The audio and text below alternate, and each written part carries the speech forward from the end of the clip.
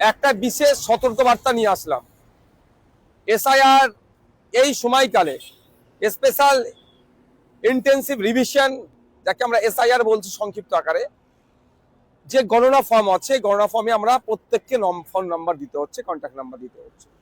এই সময় একদল কুচক্রীরা চক্রান্ত করছে, সাধারণ মানুষকে ওটিপি চাইছে, যে তার ব্যাংক ব্যালেন্স খালি করে দেওয়ার একটা চক্রান্ত চালাচ্ছে। এ ধরনের ঘটনা দু একটি ঘটেছে।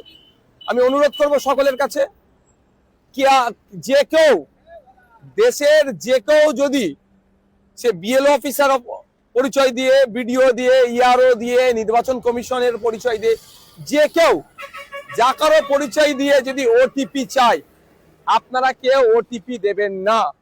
ওটিপি ওয়ান টাইম পাসওয়ার্ড, অর্থাৎ আপনার ফোনে আসবে আর বলবে যে আপনার হয়তো ফর্ম আপডেট করতে হবে, আপনার কাছে 4টে ডিজিট নাম্বার কি 6টা ডিজিট, 4টে ডিজিট নাম্বার গিয়েছে, ওটা বলুন, আপনার ফর্মটা ইন্টারনেটে আপলোড হবে। এই ধরনের গল্প শোনাতে পারে।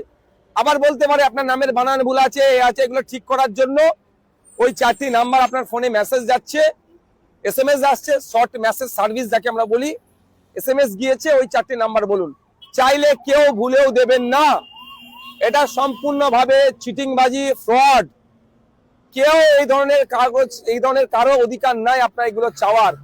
যদি কারো দরকার হয় সরাসরি অফিসে যাবেন, ম্যানুয়ালি জমা দেবেন, কিন্তু কেউ ফোন করে ওটিপি চাইলে ওটিপি আপনারা শেয়ার করবেন না।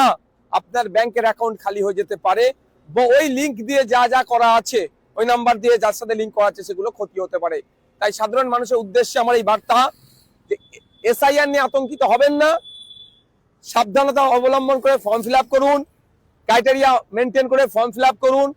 সাথে সাথে এটা যেটা আমাদের কাছে খবর এসেছে, যে এই ওটিপি চেয়ে অনেকে মানুষকে ক্ষতিগ্রস্ত করছে কিছু দুষ্কৃতীরা, এই সুযোগটা কাজে লাগাচ্ছে।